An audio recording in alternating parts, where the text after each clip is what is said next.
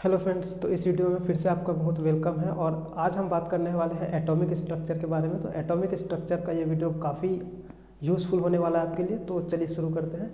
आखिर एटम होता क्या है, तो सबसे पहले हम बात करें अगर एटम की, तो अगर मैं बोलूँ तो एटम क्या होता है। एटम एक ऐसा पार्ट है, या हम क्या कह सकते हैं, किसी भी सब्सटेंस का सबसे स्मॉलेस्ट पार्टिकल जिसको मैं और भी डिवाइड नहीं कर सकता। तो किसी भी सब्सटेंस का सबसे स्मॉलेस्ट पार्टिकल जिसको हम और भी डिवाइड नहीं कर सकते, उसको हम क्या कह रहे हैं, एटम कह रहे हैं। और एटम के अंदर में आपको पता होना चाहिए कि 3 पार्टिकल पाए जाते हैं, 3 पार्टिकल्स होता है एटम के अंदर में। एक होता है आपका इलेक्ट्रॉन, सेकेंड होता है प्रोटॉन और थर्ड होता है न्यूट्रॉन। तो 3 पार्टिकल्स होते हैं एटम के अंदर। एक है इलेक्ट्रॉन, प्रोटॉन और तीसरा है न्यूट्रॉन। ठीक है। अब इसमें अगर हम बात करें तो किसी भी एटम का अगर मैं एक स्ट्रक्चर ड्रॉ करना चाहूँ तो एटम का स्ट्रक्चर कुछ इस तरह से होता है। मान लीजिए ये कोई एटम है, तो एटम के स्ट्रक्चर को अगर आप देखेंगे तो एटम के अंदर 3 फंडामेंटल पार्टिकल है, इलेक्ट्रॉन, प्रोटॉन और न्यूट्रॉन। तो एटम में अगर आप मैं देखूँ तो ये जो बीच वाला होता है इसको हम बोल देते हैं न्यूक्लियस। न्यूक्लियस क्यों बोलते हैं, क्योंकि इसमें प्रोटॉन और न्यूट्रॉन दोनों ही क्या होते हैं, पाए जाते हैं। उसी तरह से अगर मैं यहाँ बोलूँ कि इलेक्ट्रॉन क्या होता है, तो इलेक्ट्रॉन न्यूक्लियस के अराउंड क्या करते रहता है, रिवॉल्व करते रहता है, घूमता रहता है। तो इस तरह से ये एटम का स्ट्रक्चर है। अब मैं एटम के फंडामेंटल पार्टिकल के बारे में हम थोड़ा जनरल आइडिया लें तो इलेक्ट्रॉन को हम क्या करते हैं, ई से डिनोट करते हैं, जबकि प्रोटॉन को हम पी से और न्यूट्रॉन को हम क्या करते हैं, एन से रिप्रेजेंट करते हैं। अब अगर हम इलेक्ट्रॉन के ऊपर अगर हम सिंपली चार्ज के बारे में बात करें तो इसमें क्या होता है, निगेटिव चार्ज होता है किस पे, इलेक्ट्रॉन पे। प्रोटॉन पे होता है पॉजिटिव चार्ज, जबकि न्यूट्रॉन क्या होता है, चार्जलेस होता है। इस पे कोई भी चार्ज नहीं होता। तो ये हमारा एक स्टैंडर्ड है, ये आप चीज़ों को यही याद रखिए। उसी तरह से अगर मैं इसमें मास की बात करूं, ठीक है, मास की अगर हम बात करें तो मास में क्या होगा, जो इलेक्ट्रॉन का मास होगा वो क्या होगा आपका 9.1 इंटू 10⁻⁻34 kg। ये इलेक्ट्रॉन का मास है। जबकि अगर हम प्रोटॉन की बात करूं तो ये होगा 1.6726 इंटू 10⁻27 kg। और जस्ट अगर मैं न्यूट्रॉन के मास की बात करूं तो ये मेरा हो जाएगा, ये भी सेम ही है, 49 इंटू 10⁻27 kg। तो इस तरह से ये हमारा क्या है, मास है इलेक्ट्रॉन, प्रोटॉन और न्यूट्रॉन का। इसमें आप देख सकते हैं कि प्रोटॉन और न्यूट्रॉन के मास में कोई ज़्यादा खास डिफरेंस नहीं है, दोनों समथिंग एक ही हैं। तो इसलिए अगर मैं रिलेटिव मास की बात करूं तो रिलेटिव मास मेरा क्या कहला जाएगा, अगर मैं रिलेटिव मास की बात करूं तो रिलेटिव मास अगर मैं कहना चाहूं तो इलेक्ट्रॉन आप देख सकते हैं 9.1 इतना छोटा होता है, इसका इतना कम वेट का है वो, किसको मैं रिलेटिव मास कितना मान सकता हूं, 0। हम अपने काम में यूज़ करने के लिए हम इलेक्ट्रॉन को हम बार बार, इतना छोटा वैल्यू है ये कि हम इसको कितना मान सकते हैं, 0।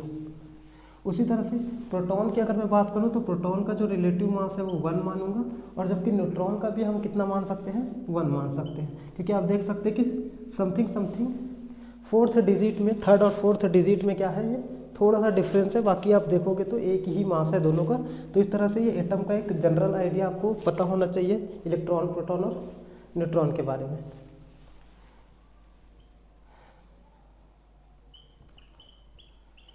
फिर चार्ज का भी एक होता है, इलेक्ट्रॉन पे चार्ज कितना होता है।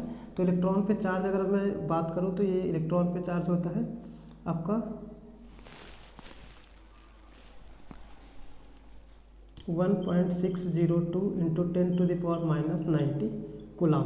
उसी तरह से अगर हम प्रोटॉन के चार्ज की बात करें तो प्रोटॉन का चार्ज भी होता है 1.602 इंटू 10⁻90 कूलम।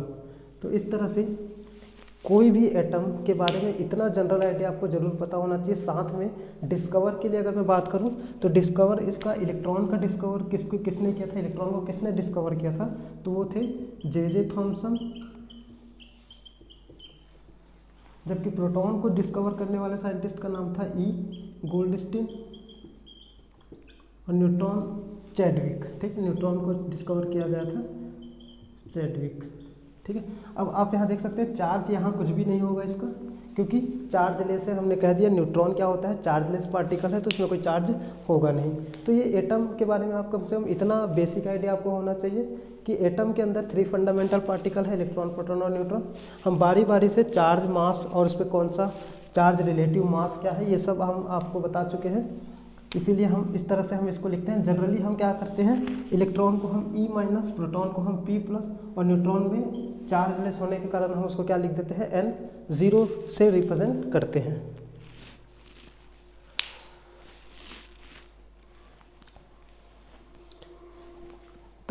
तो इस तरह से क्या होता है, एटम को अगर मैं समझाना चाहूँ तो एटम में आप देख सकते हैं कि एटम का स्ट्रक्चर, एक बेसिक स्ट्रक्चर ऐसा ही होता है, जिसमें बीच में न्यूक्लियस होता है, न्यूक्लियस में प्रोटॉन और न्यूट्रॉन होते हैं, जबकि न्यूक्लियस के अराउंड क्या होता है, इलेक्ट्रॉन कंटिन्यू रिवॉल्व करता रहता है चारों तरफ। तो आपका एक एटम का बेसिक आइडिया है।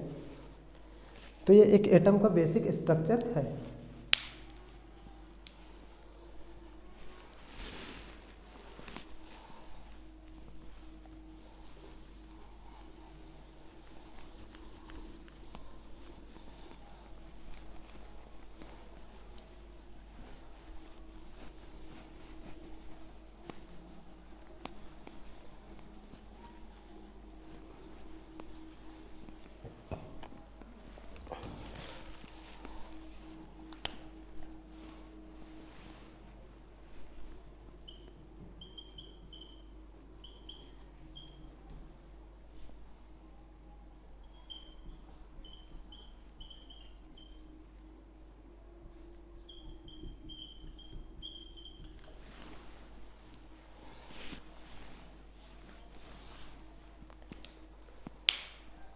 तो अब हम बात करने वाले हैं कि कैथोड रे क्या होता है और कैथोड रे को कैसे डिस्कवर किया गया। मतलब हम बात कर रहे हैं एटॉमिक स्ट्रक्चर में। हमने आपको बता दिया था कि एटॉमिक स्ट्रक्चर में इलेक्ट्रॉन, प्रोटॉन और न्यूट्रॉन 3 पार्टिकल्स पाए जाते हैं किसी भी एटम में। तो इलेक्ट्रॉन को ही हम क्या कह रहे हैं, कैथोड रे। तो सबसे पहले कैथोड रे, जिसको बाद में चल के इलेक्ट्रॉन का नाम दिया गया, तो सबसे पहले इसकी डिस्कवरी कैसे हुई, किस तरह से उसको डिस्कवर किया गया, उसके बारे में हम बात करेंगे। आप इन चीज़ों को याद रखिए कि कैथोड रे ही क्या है, इलेक्ट्रॉन है। तो अब हम बात करते हैं कि कैथोड रे को कैसे डिस्कवर किया गया। तो सबसे पहले इसका जो एक, इसको हम बोल सकते हैं,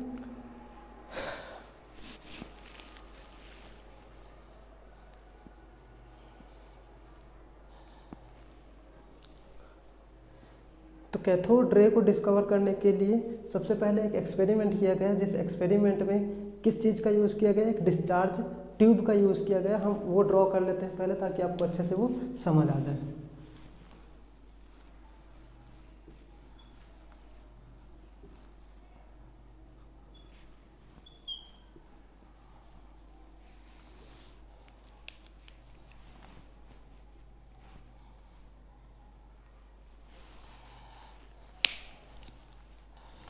तो फ्रेंड्स, ये हमारा एक डिस्चार्ज ट्यूब है। इसी डिस्चार्ज ट्यूब के हेल्प से क्या किया गया था, कैथोड रे मतलब इलेक्ट्रॉन को डिस्कवर किया गया था।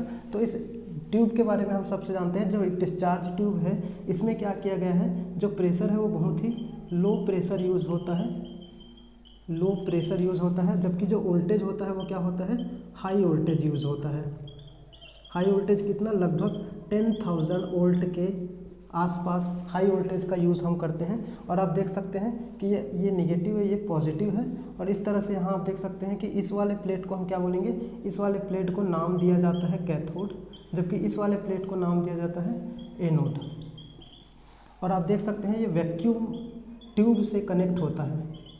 ये जो आगे होता है, ये जो आगे पाइप जाता है, वो वैक्यूम ट्यूब से कनेक्ट होता है। तो इस तरह से एक एक्सपेरिमेंट सेटअप किया गया, किसके डिस्कवर के लिए, कैथोड रे के डिस्कवर के लिए। तो सबसे पहले आप इसको समझिए कि इसमें क्या होता है कि हाई वोल्टेज और लो प्रेशर में जब हम किसी भी डिस्चार्ज ट्यूब, जो हमने यहाँ लिया है डिस्चार्ज ट्यूब, इस डिस्चार्ज ट्यूब को हम जब ऑन करते हैं तो हम एक तरफ जिंक सल्फाइड लगा देते हैं। जिंक सल्फाइड का स्क्रीन, मैं कह सकता हूँ जिंक सल्फाइड स्क्रीन। आपको फ्रेंड्स ये मालूम होना चाहिए कि जो जिंक सल्फाइड होता है वो एक प्रकार का फ्लोरेसेंट केमिकल है। फ्लोरेसेंट केमिकल किसको कहते हैं? ऐसा केमिकल जिसमें से कोई भी इलेक्ट्रिक रे, जिसमें आप कह सकते हैं इलेक्ट्रॉन, प्रोटॉन या कोई भी चार्जेबल पार्टिकल्स क्या होते हैं, जब स्ट्राइक करते हैं, टकराते हैं, तो उसमें चमक पैदा होती है। तो इसीलिए हमने जिंक सल्फाइड स्क्रीन लिया है। तो जैसे ही क्या किया जाता है, जब इस सेटअप को ऑन किया जाता है तो आप देख सकते हैं कि इस तरफ इलेक्ट्रॉन क्या करते हैं, मूव करते हैं, इलेक्ट्रॉन इस तरफ चलते हैं। और हमको मालूम है कि हमेशा करंट क्या होता है, करंट इस तरफ जाएगा, तो करंट के अपोजिट हमेशा क्या होता है, इलेक्ट्रॉन जाता है। तो जैसे ही हम इसको ऑन करते हैं, इलेक्ट्रॉन जैसे ही जाता है, तो हमको मालूम है कि इलेक्ट्रॉन एक प्रकार का क्या है, इनविजिबल रे होता है। इनविजिबल रे मतलब हमको जो दिखाई तो नहीं देता, लेकिन जब वो कैथोड से निकल के एनोड की तरफ बढ़ता है, तो जैसे ही जिंक सल्फाइड से टकराता है, जिंक सल्फाइड से टकराकर एक फ्लोरोसेंट मतलब एक चमक पैदा करता है। तो इस तरह से क्या हुआ, बार बार जब इस एक्सपेरिमेंट को दोहराया गया तो इलेक्ट्रॉन बार बार कैथोड से निकल के एनोड की तरफ जाती है, और कैथोड से निकलने के कारण ही इस रे को हमने क्या नाम दे दिया, कैथोड रे का नाम दे दिया। तो इस तरह से कैथोड रे को डिस्कवर किया गया। अब इसमें बारी ये आती है कि कैथोड रे पे कौन सा चार्ज है। तो कैथोड रे पे कौन सा चार्ज है ये कैसे खोजा गया, तो कैथोड रे किस तरफ जा रही है आप देख सकते हो। कैथोड रे को अगर मैं निगेटिव बोल रहा हूँ तो ये होता है पॉजिटिव। तो हमेशा पॉजिटिव प्लेट की तरफ अट्रैक्ट होने के कारण इसको हम मान लेते हैं कि कैथोड क्या होता है, निगेटिवली चार्ज होता है। क्योंकि जो भी चीज़ पॉजिटिव की तरफ अट्रैक्ट होगा मतलब उसमें क्या होगा, हमेशा निगेटिव चार्ज होगा। तो इस तरह से हमने ये भी जान लिया कि जो कैथोड रे होता है वो कौन सा चार्ज का होता है, वो होता है निगेटिव चार्ज का। इसी तरह से कैथोड रे की खोज की गई और धीरे से उसी कैथोड रे को नाम दे दिया गया इलेक्ट्रॉन का। तो इस तरह का सेटअप था। आप ये सेटअप अपने नोट्स में बना लीजिए, ठीक है, बहुत ही सिंपल है। आप जैसे ही ऑन करते हैं निगेटिव जाता है, निगेटिव कैथोड से निकलने के नाम से हम इसको क्या नाम दे रहे हैं, कैथोड रे। और इसी को बाद में बोल दिया गया इलेक्ट्रॉन का नाम दे दिया गया, जिसको आपको क्रेडिट जाता है किसे, जे थॉमसन को।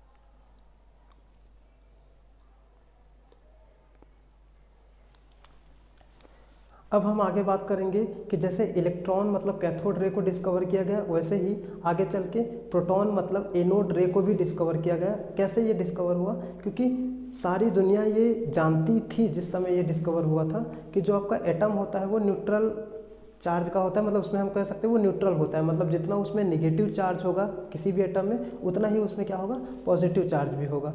तो इससे ये हम लॉजिक लगा सकते हैं कि किसी भी एटम में निगेटिव चार्ज है, इसका सीधा सा मतलब है कि उसमें ज़रूर क्या होगा, पॉजिटिव चार्ज भी होगा। तो इस तरह से बिल्कुल इसी सेटअप में बस हमने एक चीज़ एक्स्ट्रा कर दिया। हम इस पहले क्या कर रहे थे, हम कर रहे थे कि यहाँ एक जिंक सल्फाइड हमने एक लगाया था, तो जिंक सल्फाइड जैसे हमने एनोड पे लगाया था वैसे ही अब हम एक दूसरा जिंक सल्फाइड हमने किस तरफ लगा दिया, कैथोड की तरफ लगा दिया। ये हमारा जिंक सल्फाइड का एक स्क्रीन है। अब क्या होता है, जैसे हम इस सेटअप को ऑन करते हैं, हमको मालूम है कि इलेक्ट्रॉन इस तरफ से कैथोड से एनोड की तरफ जाता है और इधर जो जिंक सल्फाइड है उससे टकरा के वो फ्लोरोसेंट चमक पैदा करता है, जिससे हमको पता चला कि इलेक्ट्रॉन या कैथोड रे होती है। अब वैसे ही इसी सेटअप में क्या होता है, जब प्लस चार्ज जाता है तो प्लस चार्ज इधर से निगेटिव प्लेट की तरफ क्या होता है, अट्रैक्ट होता है। आप देख सकते हैं निगेटिव प्लेट की तरफ अट्रैक्ट होता है, और निगेटिव प्लेट की तरफ अट्रैक्ट होने के कारण जो इसका नाम पड़ा एनोड रे पड़ा, क्योंकि ये जो इनविजिबल रे होती थी वो कहाँ से निकलती थी, एनोड से निकलती थी। तो एनोड से निकलने के कारण इसको एनोड रे कहा गया। बाद में इसी को ही क्या कह दिया गया, प्रोटॉन कह दिया गया। और हमें चार्ज का भी आइडिया हो गया, पॉजिटिव से निकल के आ रहा है, मतलब जो एनोड होगा वो कौन से चार्ज का होगा, पॉजिटिव चार्ज का होगा, जिससे आगे चल के प्रोटॉन का नाम दिया गया। तो बिल्कुल सेम एक ही सेटअप था, एक ही सेटअप से कैथोड रे और एनोड रे दोनों को डिस्कवर किया गया। और फ्रेंड्स एनोड रे को ही बाद में जाके कैनोल रे का भी नाम देते हैं, तो आप कई जगह इसको एनोड रे भी बोल देते हैं और कई जगह इसको कैनोल रे के नाम से भी जाना जाता है। तो इस तरह से इलेक्ट्रॉन और प्रोटॉन को डिस्कवर किया गया।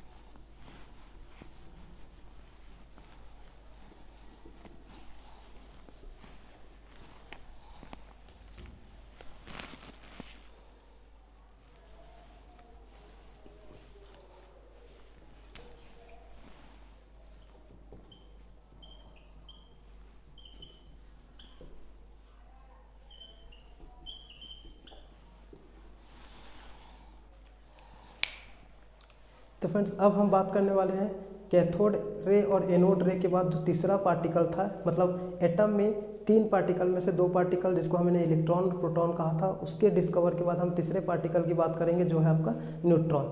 काफ़ी समय के बाद इसको डिस्कवर किया गया। तो न्यूट्रॉन को डिस्कवर कैसे किया गया? एक रेडियो एक्टिव एक्सपेरिमेंट चल रहा था। उस रेडियो एक्टिव एक्सपेरिमेंट के दौरान चैडविक नाम का एक साइंटिस्ट थे, उन्होंने इसको डिस्कवर किया गया था।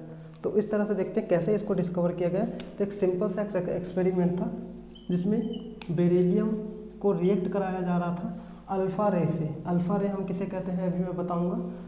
अल्फ़ा रे मतलब आप लिख सकते हैं 2, 4।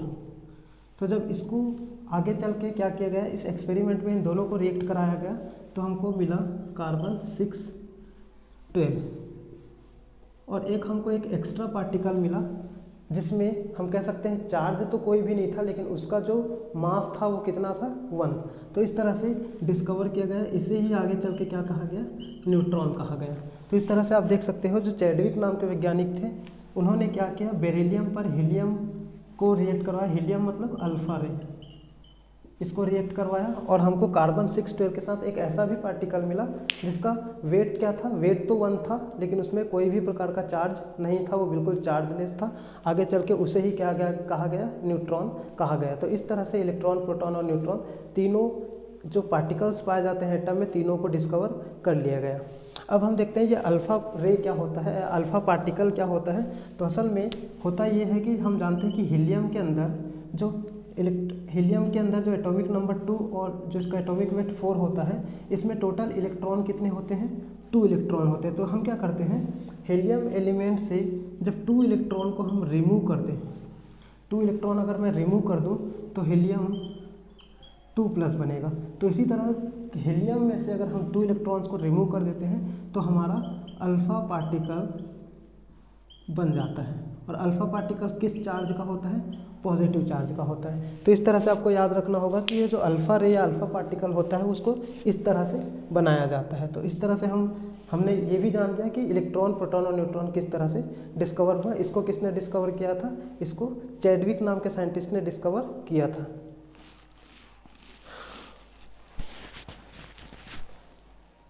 तो फ्रेंड्स अब हम आगे बात करने वाले हैं कि कौन कौन से मॉडल है जो एटॉमिक स्ट्रक्चर को एक्सप्लेन करने का काम करते हैं। तो एटॉमिक स्ट्रक्चर को किस मॉडल ने एक्सप्लेन किया, उस मॉडल्स के बारे में। तो आइए जानते हैं मॉडल्स ऑफ एटॉमिक स्ट्रक्चर।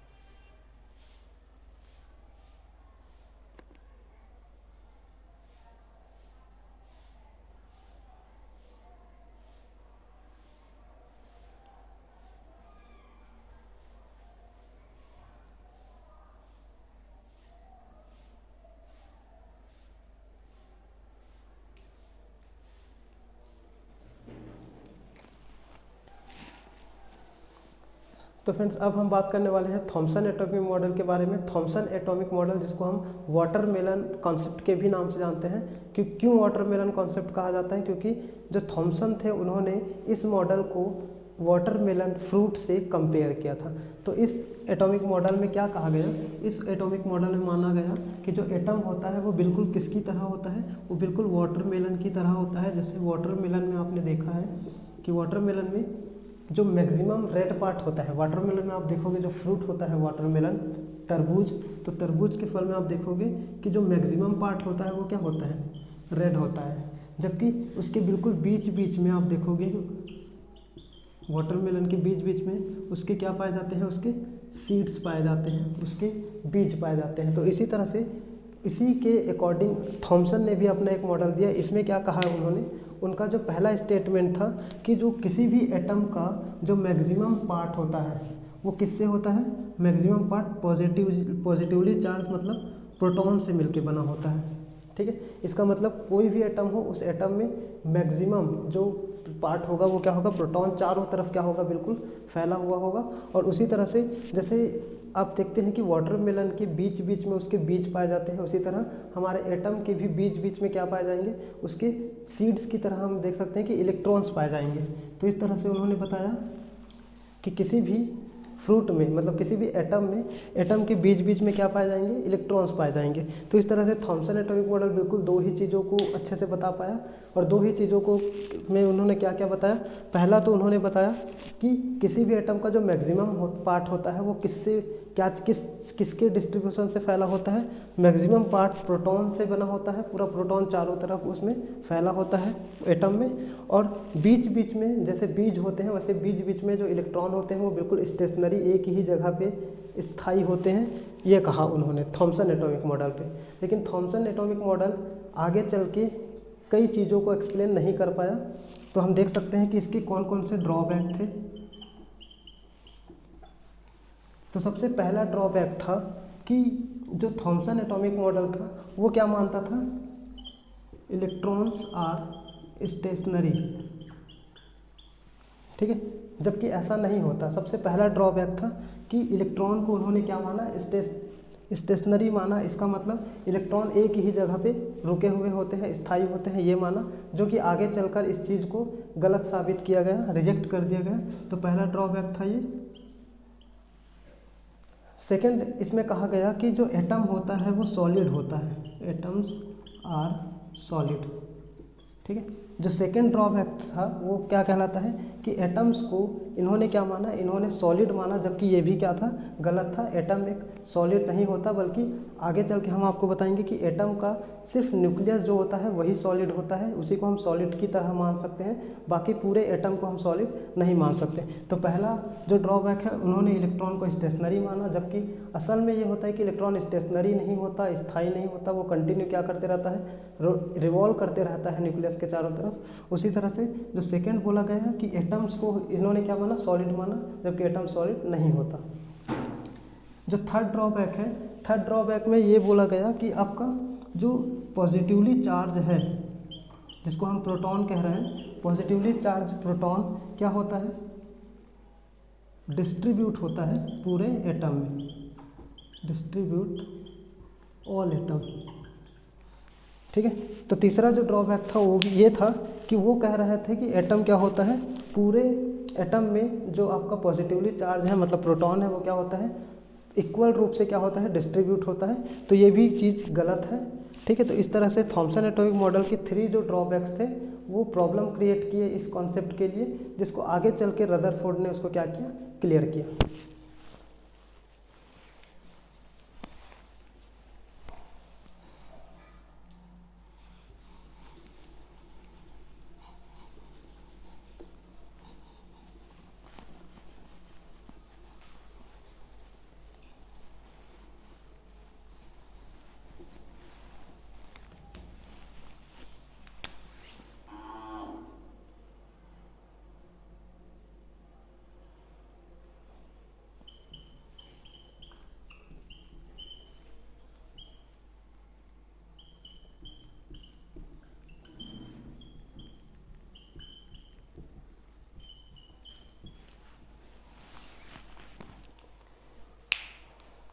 तो फ्रेंड्स अब हम बात करने वाले हैं थॉमसन मॉडल के फेलियर के बाद आया रदरफोर्ड एटॉमिक मॉडल। और रदरफोर्ड एटॉमिक मॉडल किस पे डिपेंड था, वो है आपका अल्फ़ा पार्टिकल स्कैटरिंग एक्सपेरिमेंट भी हम इसको कहते हैं। तो इसमें अल्फ़ा पार्टिकल का यूज़ किया गया। तो ये एक्सपेरिमेंट किस तरह से हुआ उसको देखते हैं। तो एटॉमिक स्ट्रक्चर के लिए सबसे पहले रदरफोर्ड का एक सेटअप देखते हैं, उन्होंने कौन कौन सा एक सेटअप लगाया। तो सबसे पहला ये हम डायग्राम ड्रॉ कर देते हैं।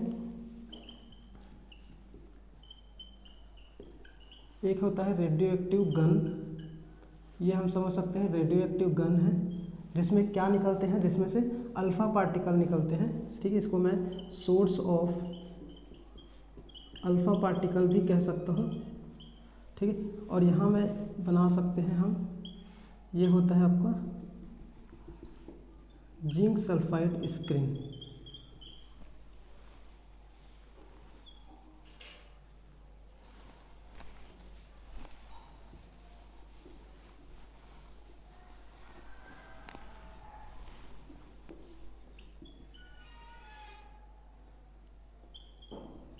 ये गोल्ड पेपर और ये है हमारा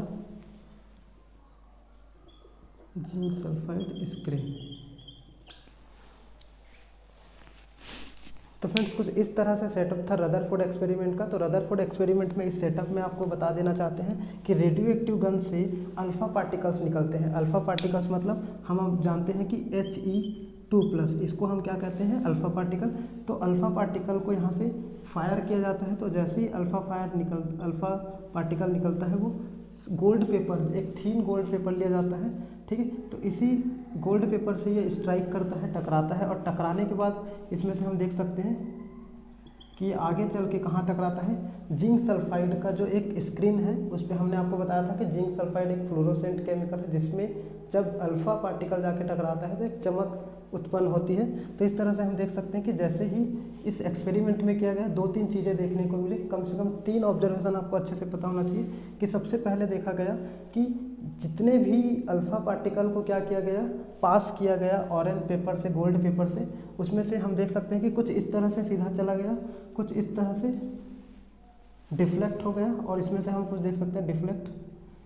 इस तरह से कुछ एक्सपेरिमेंट था। तो हम बार बार रेडियो एक्टिव गन से हम क्या कर रहे हैं, अल्फ़ा पार्टिकल को फायर कर रहे हैं, जो कि गोल्ड पेपर से टकरा के क्या हो रहा है, पीछे जो जिंक सल्फाइड का स्क्रीन है उस पर जाके वो क्या हो रहा है, फ्लोरेसेंट होते जा रहा है। तो इसको में हम और अच्छे से समझते हैं। तो इसमें हम बात करते हैं, जैसे अगर हम इस गोल्ड पेपर को गोल्ड एटम बोले, ठीक, हम और अच्छे से इसको एक्सप्लेन कर सकते हैं। तो जैसे ये गोल्ड एटम है आपका, गोल्ड मतलब AU, तो इसमें क्या किया जाता है, जैसे ही अल्फ़ा पार्टिकल फायर किया जाता है, तो अल्फ़ा पार्टिकल फायर करने पर आप देख सकते हैं कि मैक्सिमम जो होता है, मैक्सिमम अल्फ़ा रेस क्या हो जाते हैं, बिल्कुल एटम को पार करते हुए बाहर की तरफ निकल जाते हैं। और कुछ सेकेंड ऑब्जर्वेशन हमको ये देखने को मिला कि कुछ अल्फ़ा रे जाकर डिफ्लेक्ट हो जाते हैं। ठीक है, कुछ अल्फ़ा रेस क्या होते हैं, जाकर बिल्कुल सेंटर पे जाकर वो क्या हो जाते हैं, डिफ्लेक्ट हो जाते हैं। और जबकि कुछ को हमको देखा गया कि कुछ गए और जाकर अपने ही रास्ते पे फिर से वो क्या हो गया, रिटर्न हो गया। तो इस तरह से हमको 3 ऑब्जर्वेशन हमको देखने को मिला इस एक्सपेरिमेंट में। सबसे पहले हमको क्या पता चला, सबसे पहले हमको पता चला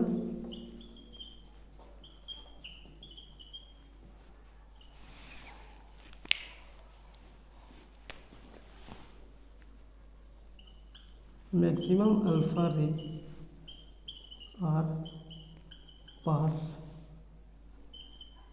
टू गोल्ड एटम, ये पहला ऑब्जर्वेशन था। ठीक है, अगर हम 1000 अल्फ़ा रे की बात करें तो लगभग हम वो कह सकते हैं 997 अल्फ़ा रेस क्या हो जाते हैं, सीधे सीधे एटम को क्या कर देते हैं, एटम से पार हो जाते हैं। जबकि सेकेंड ऑब्जर्वेशन की हम बात करें तो कुछ alpha race, some alpha ray are deflected. ठीक है, कुछ अल्फ़ा रे क्या हो जाते हैं, डिफ्लेक्ट हो जाते हैं। और थर्ड ऑब्जर्वेशन की बात करें तो very much alpha ray are return back. ठीक है, तो बहुत ही कम, हम कह सकते हैं कि लगभग 1000 में से 1 या 2 अल्फा रेस ऐसे होते हैं जो जिस सोर्स से निकले होते हैं उसी सोर्स पे 180 के डिग्री से वापस वो उसी रास्ते से वापस आ जाते हैं। तो इस तरह से हमको 3 ऑब्जर्वेशन देखने को मिलता है, और 3 ऑब्जर्वेशंस के थ्रू जो रदरफोर्ड थे उन्होंने कौन कौन सा कंक्लूजन्स निकाला ये भी हम पता करते हैं। तो हम इसी ऑब्जर्वेशन से हम कंक्लूजन्स की बात करते हैं। तो आप देख सकते हैं कि पहला ऑब्जर्वेशन क्या कहता है कि मैक्सिमम अल्फा रेस क्या हो जाते हैं, एटम के सीधे एटम से क्या हो जाते हैं, पार हो जाते हैं। इस चीज़ से क्या पता चलता है, इस चीज़ से पता चलता है कि जो एटम्स होता है उसका जो मैक्सिमम पार्ट होता है वो क्या होता है, एम्प्टी होता है, खाली होता है। इसीलिए खाली होने के कारण आसानी से उसमें हम देख पा रहे हैं कि जो मैक्सिमम अल्फा रेस है वो क्या हो जा रहे हैं, आर पार हो जा रहे हैं। जबकि सेकेंड कंक्लूजन्स हमारा निकलता है कि कुछ अल्फा रे क्या हो जाते हैं, डिफ्लेक्ट हो जाते हैं। तो अल्फा रे डिफ्लेक्ट क्यों होगा, आप खुद जान रहे हैं कि जो अल्फा पार्टिकल्स या अल्फा रे होता है वो क्या होता है, पॉजिटिव चार्ज। अगर पॉजिटिव चार्ज डिफ्लेक्ट हो रहा है इसका सीधा सा मतलब है कि ये जाके किसी ना किसी पॉजिटिव चार्ज वाले ही पार्टिकल से टकरा रहा है। तो इससे हमको पता ये चला कि बिल्कुल एटम के बीच में एक पॉजिटिव चार्ज पार्टिकल मौजूद है, ठीक है। और इसी पॉजिटिव चार्ज पार्टिकल को ही आगे चल के क्या कहा गया, न्यूक्लियस कहा गया। इसी के कारण वो क्या होता था, डिफ्लेक्ट होता था। तो हमको सेकेंडरी ये मालूम चल गया कि किसी भी एटम के बिल्कुल सेंटर में एक पॉजिटिव चार्ज पार्टिकल प्रेजेंट है। अब हम थर्ड कंक्लूजन की बात करें तो आप देख सकते हैं कि बहुत ही कम अल्फा रे, लगभग 1 या 1 या 2 अल्फा रे ऐसे होते हैं जो जिस रास्ते से जाते हैं उसी रास्ते पे रिटर्न हो जाते हैं। इसका क्या मतलब है कि बिल्कुल बीच में कोई बहुत ही ज़्यादा क्या होगा, बहुत ही ज़्यादा हैवी पार्टिकल प्रेजेंट है जिसके कारण वो क्या हो रहा है, उसको वो पार नहीं कर पा रहा है, इसीलिए वो जाके उससे टकराया और टकरा के बिल्कुल रिटर्न उसी एंगल पे वो वापस हो जाता है। तो 3 कंक्लूजन्स रदरफोर्ड का हमें देखने को मिलता है। तो इस तरह से ये रदरफोर्ड एक्सपेरिमेंट था, ठीक।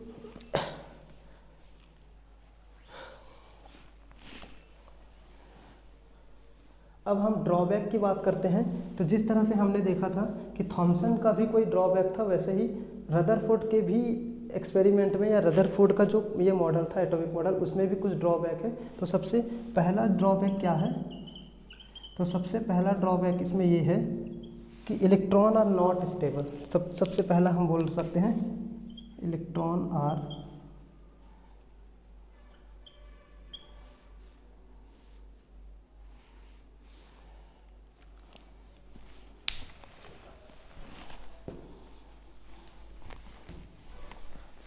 सबसे पहला जो ड्रॉबैक है वो है आपका एटम आर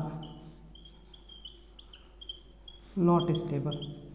हम इसकी बात क्यों कर रहे हैं, एटम और नॉट स्टेबल किस लिए, क्योंकि इसमें क्या कहा गया है कि रदरफोर्ड ने एक चीज़ क्लियर कर दिया था। रदरफोर्ड के एक्सपेरिमेंट से हमको ये भी चीज़ मालूम चल गया कि इलेक्ट्रॉन क्या होता है, बिल्कुल बीच बीच में नहीं होता, वो इलेक्ट्रॉन क्या होता है, रिवॉल्व करता रहता है किसी भी एटम के चारों तरफ, ये हमको मालूम चल गया। तो इसमें से ड्रॉबैक हम क्या निकाल रहे हैं, एटम और नॉट स्टेबल का मतलब जो एक मैक्सवेल जो एक साइंटिस्ट थे उनका ये स्टेटमेंट था कि कोई भी चार्जेबल पार्टिकल जो कंटिन्यू रिवॉल्व कर रहा होता है उसकी एनर्जी एनर्जी हम कह सकते हैं लूज़ होती होगी। तो इसका मतलब है अगर ये न्यूक्लियस है और न्यूक्लियस के चारों तरफ कोई चार्जेबल पार्टिकल क्या कर रहा है, कंटिन्यू रिवॉल्व कर रहा है, तो उसकी एनर्जी क्या होती जाएगी, कम होती जाएगी। और एक टाइम ऐसे आएगा कि वो जो इलेक्ट्रॉन है वो जाके कहाँ गिर जाएगा, वो जाके न्यूक्लियस में गिर जाएगा और इस तरह से एटम ही एग्जिस्ट नहीं करेगा। लेकिन आप जानते हैं कि atom are exist in our universe. तो एटम एग्जिस्ट करता है, तो इसका मतलब है कि एटम स्टेबल क्यों होता है, ठीक है ना, जबकि एटम को स्टेबल नहीं होना चाहिए। कारण क्या है, इलेक्ट्रॉन कंटिन्यू रिवॉल्व कर रहा है, तो रिवॉल्व करने के दौरान वो अपनी एनर्जी क्या करेगा, लूज़ करेगा। तो लूज़ करने के बावजूद भी इलेक्ट्रॉन न्यूक्लियस में जाके नहीं गिरता, इसको एक्सप्लेन नहीं कर पाए थे रदरफोर्ड ने। और एक्सप्लेन नहीं कर पाने के कारण हम कह सकते हैं कि पहला ड्रॉबैक यही है कि इस कॉन्सेप्ट के हिसाब से atom are not stable, atom को स्टेबल नहीं होना चाहिए, इसको ये एक्सप्लेन नहीं कर पाए। जबकि सेकेंड जो ड्रॉबैक है, सेकेंड ड्रॉबैक ये है कि जो हाइड्रोजन एटम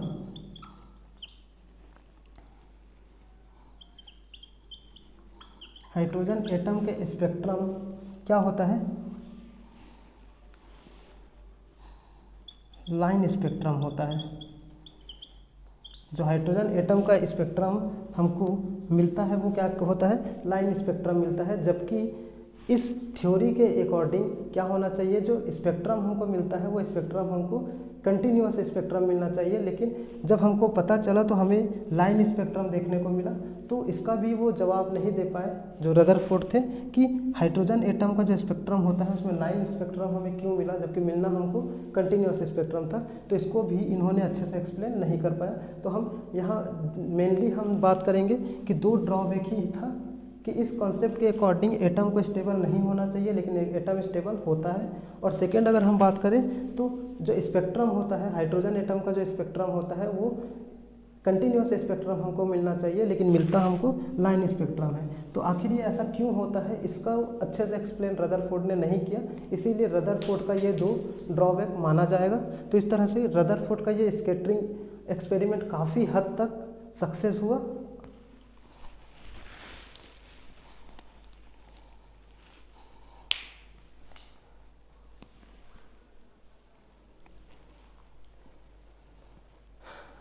तो फ्रेंड्स इस तरह के सभी हमने आपको जो एक्सप्लेन किया उसे आप अपने नोट्स में शामिल कीजिए और अच्छे से एक नोट्स बनाइए ताकि आपको अच्छे से उसको रिवाइज करने में हेल्प हो।